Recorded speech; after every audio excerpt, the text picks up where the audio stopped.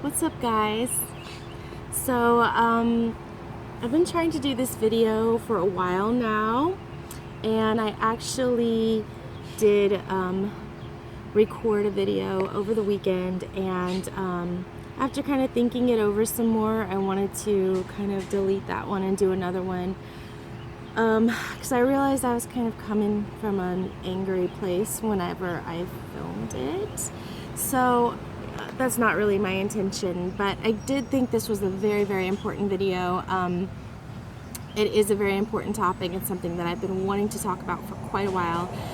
As most of you know, my son is autistic. He has, it's autism, a spectrum disorder, ASD. And for those of you that don't know what that is, it's basically, it affects their ability to process, absorb information. It affects how they perceive the world. It also is dictated very much by their senses. So, for example, my son is very, very high sensory. So, in his case, a lot of sensory things can affect his behavior. So, the reason I wanted to make this video is I get a lot of, we'll just call them opinions, suggestions, advice, if you will, from people that don't really know what this is and don't really understand it. And, you know, my first reaction was to be kind of angry, kind of upset about it. And then I realized, well, although I don't believe that people should form opinions or make judgments without, you know, doing some homework, that maybe I should kind of enlighten some people a little bit about it. So, you know, in my son's case, he's very high functioning, but it is a spectrum. So, you know, there's all different types of disorders along the spectrum, anything from low functioning, like nonverbal, all the way up to high functioning, which is what my son is.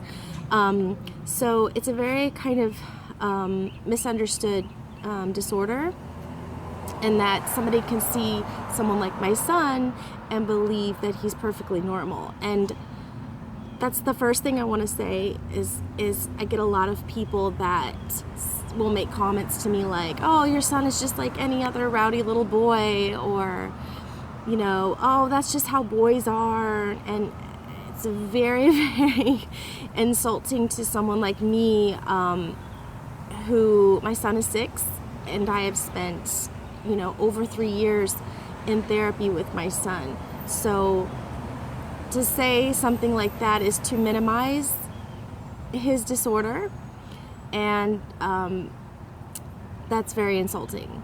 So, you know, in his case, he's had a series of therapy. He's had play therapy, social therapy, occupational therapy, speech therapy. You know, he had to go through 2 years of speech therapy, not because he couldn't speak, but because he spoke so fast that no one could understand him. And he still kind of has his own little funny language, and it comes out sometimes in some of my videos. But, you know, for someone like my son, and I'll just give you an example, for him to go and do something like, say, go to a restaurant with me, and let's say we go to a Mexican restaurant and there's a mariachi band playing. Well, it's not just about that. So he's hearing the band, but he's also hearing, you know, the table next to us having a conversation. He's hearing sounds from the kitchen. He's hearing coughing. He's hearing chairs scooting. He's hearing people talking. And not just is he hearing this, but at a volume about 10 times louder than what we would hear.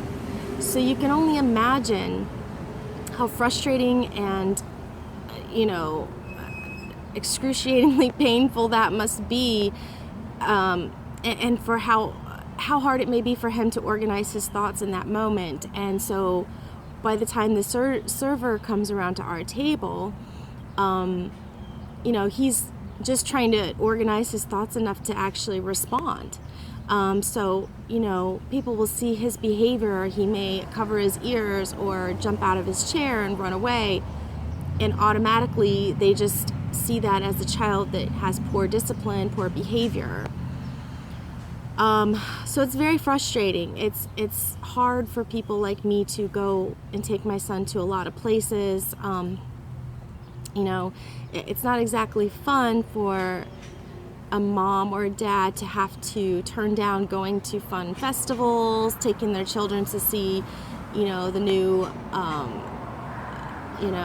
Dumbo movie or whatever's playing at the theaters, or going to a restaurant, or even going to like family barbecues, family functions. I've had people guilt me for not taking my son to their child's birthday party, and it's very, very frustrating because I'm not going to be that selfish to put him in a situation that's going to be very painful and uncomfortable for him. And a lot of people would say, oh, maybe I'm sheltering my child, but I like to think that I'm just choosing not to torture my child. And, so I kind of wanted to say something about that to people that don't understand that, when people have kids like this, it's not always easy for them to go places, even the grocery store, things like that. And so just to be understanding about that, because it's not exactly the parent's choice a lot of times. It's not their preference, I should say. It is their choice. The other really favorite thing I get is your child just needs a good ass whooping or spanking. Complete ignorance. If you understand anything about this disorder, and like I just said, it affects their ability to process and absorb information. So to them, they're not able to associate anything like that with a form of discipline. They're not able to strategize going forward, knowing it just becomes fear, very fear-based, and then it also becomes a behavior that they mimic and will turn around and use on their peers, teachers, other parents, kids at the park. I know from experience, and not because I've spanked my child, but you get where I'm going with this, and that he has been spanked, and it's not been a very good thing for my son. It's important for people to understand that these kids have to have a completely alternative type of discipline. Involves a lot of time in instead of time out. It involves a lot of discussion. It involves more preventative action than than a discipline post event. So it's more about taking measures to prevent it than it is to handle it with a reaction afterwards. And a lot of people in my circle, and I mean, I have had anyone from family members, close friends, that I've even been told my son doesn't even have autism. I mean, it's just unbelievable. It's, people that have absolutely no clue what they're talking about,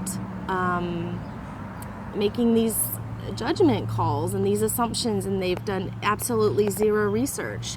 They've not read my son's 40-something page medical evaluation. They've not seen reports from doctors, teachers, ABA therapist, speech therapist, his occupational therapist. They've not even picked up even a book about this, and they are so quick to make judgments about him.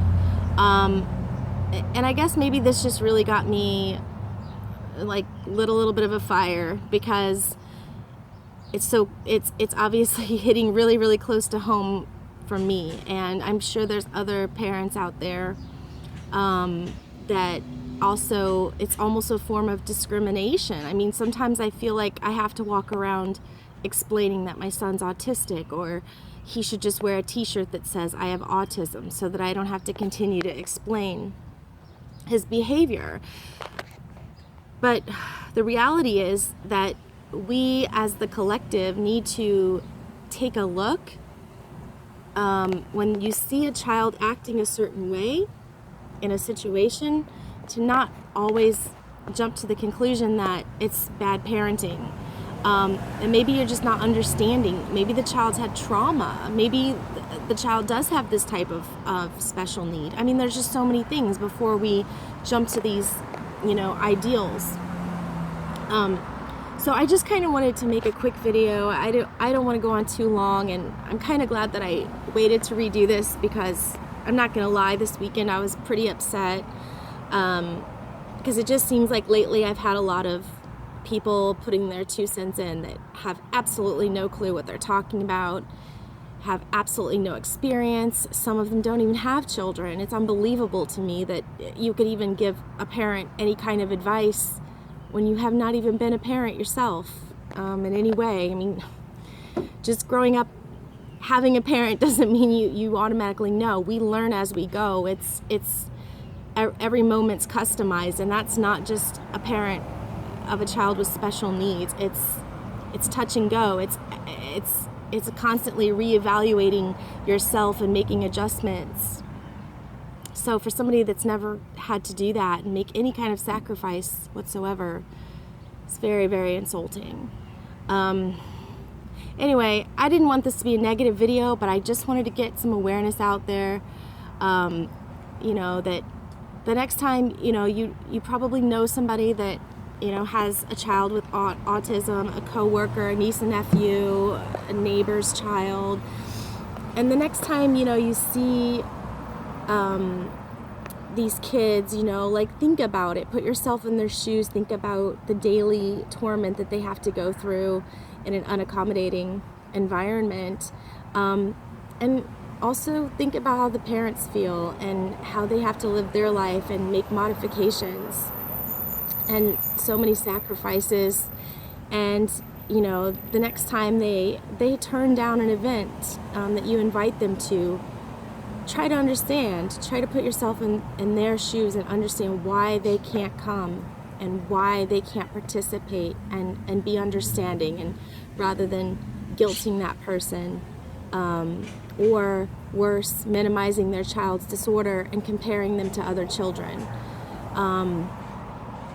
So that's it, guys. I just wanted to make a short, quick video. I hope that in some way, shape, or form that this video does make a difference for somebody watching it. Okay, bye.